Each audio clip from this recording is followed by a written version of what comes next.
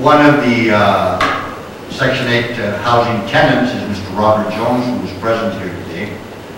And Mr. Jones is now a medical marijuana user as allowed by New Mexico state law. Some time ago, your housing director issued a directive to Mr. Jones that as a result of his legal use of medical or medicinal marijuana, Mr. Jones would be terminated from the Section 8 housing program in San Miguel County. Mr. Jones then lawfully and timely filed an appeal. This is about compassion because Robert Jones is a frail man. He's a cancer survivor, he's 70 years old, he's on oxygen, he's in a wheelchair. It's about compassion because he's on the New Mexico Lynn and Aaron Compassionate Use Act, which allows patients like Mr. Jones to use medical marijuana. We'll see that HUD has left the determination of whether or not to terminate Mr. Jones in the Commission's hands, in Mr. Lopez's hands. Using your reasoned discretion after considering all the factors, all the relevant factors in this case. 14 states, mostly in the West, and now it's 15 as it appears that Arizona has also passed a medical marijuana law, presently allow the use of medical marijuana.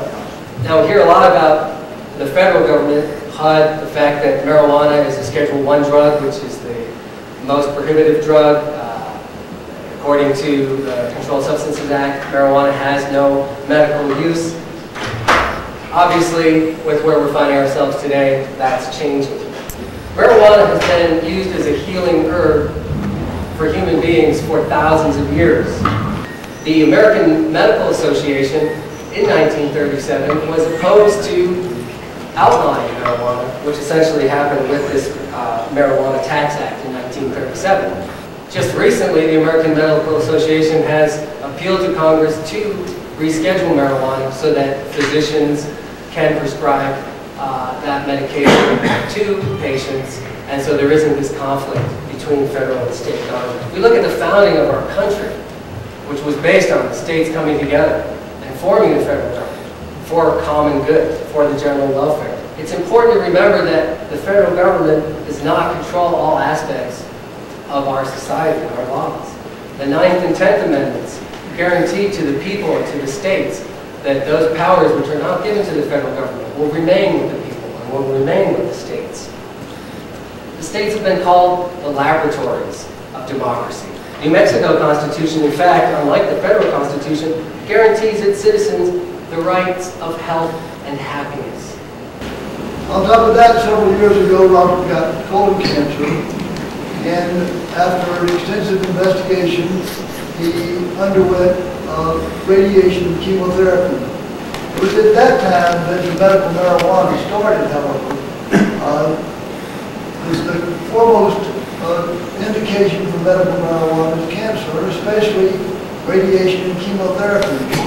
After the cancer treatment, during which Robert lost 30 pounds, he developed a need for oxygen, and his ongoing nutrition and appetite became an increasing issue.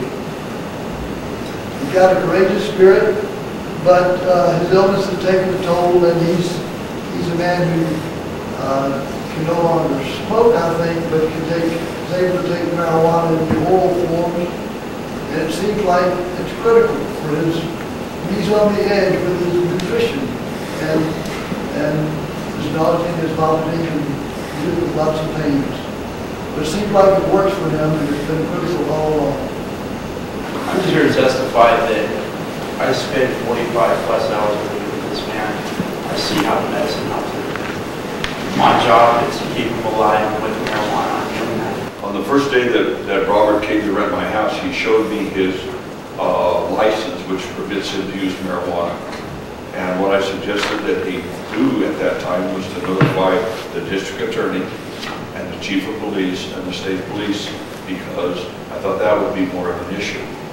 I think he did all of those things.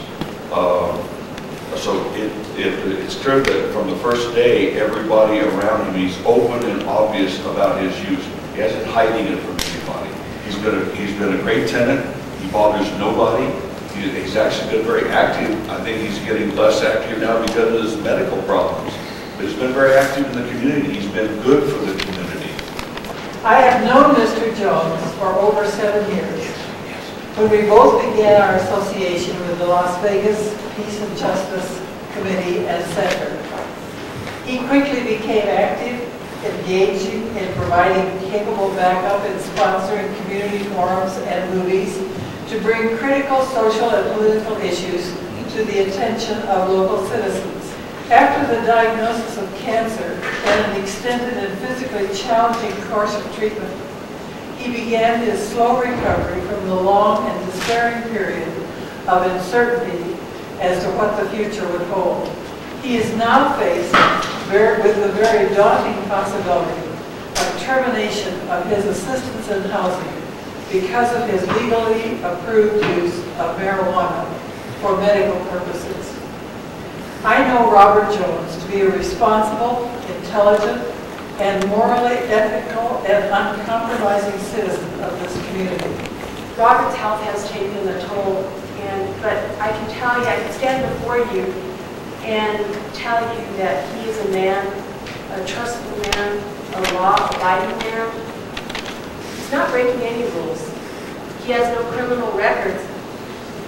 Mr. Jones' use of medical marijuana is legal. I think we would be doing an injustice to Mr. Jones if he was kicked out of section housing. I believe it would be immoral.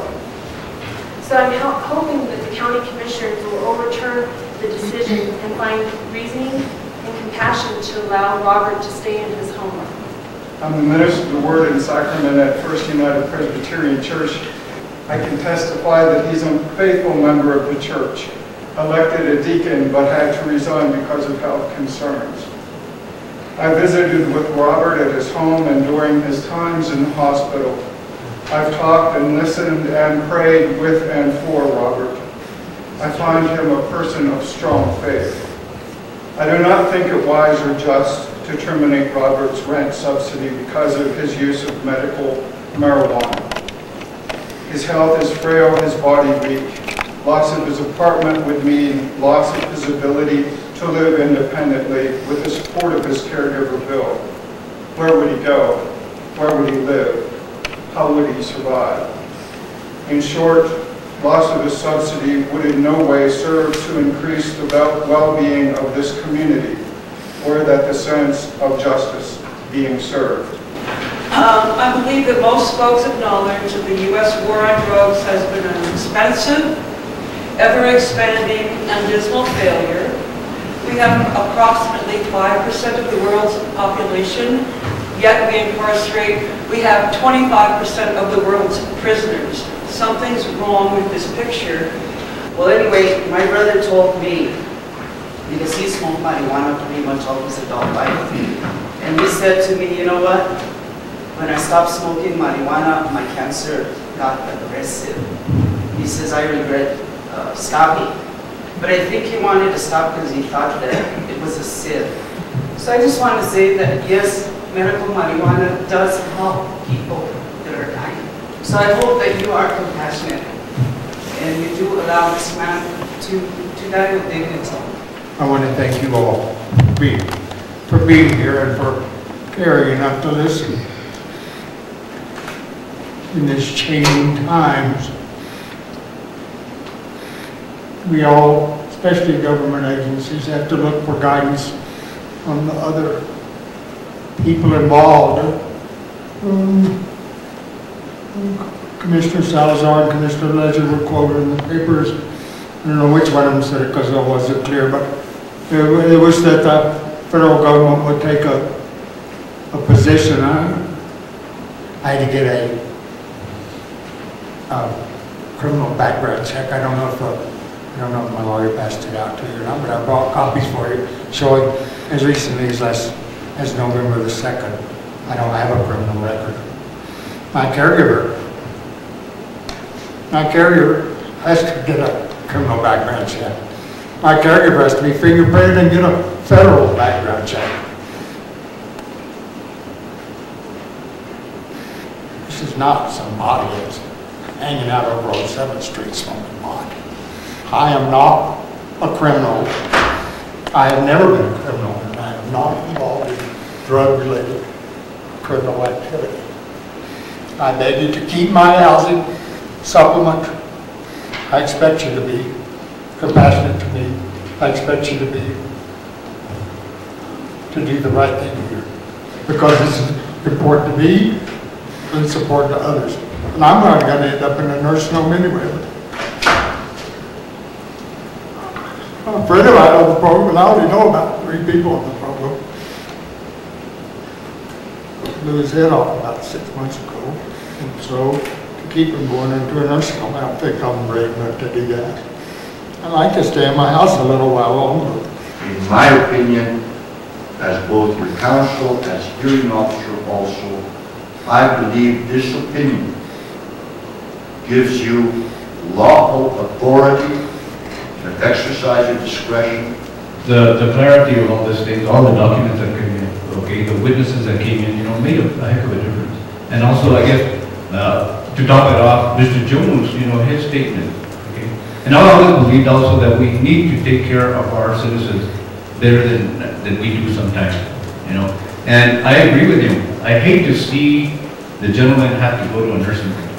I would like to have the commission rescind the director's order and allow Mr. Jones to live there. And, also, we'll take care of the other situations as they come up. If it comes up that we have to do something, maybe it's that time that somebody stood up and said, well, we're going to stand for this, we're going to fight it all the way through. And I'm sure that we'll have a lot of support from the same people that are here at this point, First of all, Mr. Jones, I want to apologize to you for having to go through this process. I know it's been difficult for you, but I think the end result, I think, is going to be something positive. Our legislature, in their wisdom, which I tend to agree with, determined that medical marijuana is something good, that it provides benefits to patients such as yourself in dealing with debilitating illnesses. And I think the evidence of that in scientific studies clearly establishes that it does provide benefit to you and all the others who are suffering from similar type fates. We have to deal with the issues as we see them, as you bring them to us as your representative body here. And I think it's clear what we need to do. I just wish the federal government would do the right thing, would clarify these issues so we know that one, you're clearly entitled to stay in this and receive subsidized housing. So, with that, I concur with the chairman's position that we will rescind the decision that our housing director made back then. Well, I feel that you are under medical supervision and you are following all the guidelines that the state has placed on you. Our state has the most check and balance in the whole nation. So I feel you are complying with everything there. And the medical marijuana is also keeping you alive. And that's great. I think you deserve to use medical marijuana. And so I too am in the opinion to rescind the decision that was placed by our director of Section 8 housing. Mr. Jones, you're legal, and I've learned today that you're also a great person. So I myself, I too would like to apologize to Mr. Jones for having to go through this. I have an administrative responsibility to oversee all the various programs in the county. My supervisor should have consulted with either the attorney or myself before the action was taken, and I take responsibility for that. And perhaps this whole process could have been dealt with in a different manner that would have not put as much strain on you.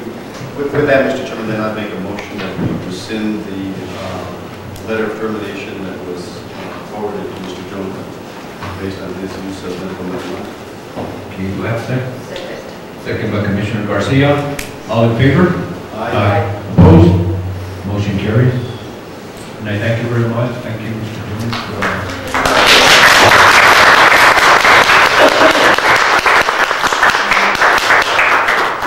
I say thank you, and may I also say that I'm not the only medical marijuana patient in San Miguel County. As of last week, there were 94 of us. 90% of the people, the 3,000 people in the state that are on the medical marijuana program are indigent.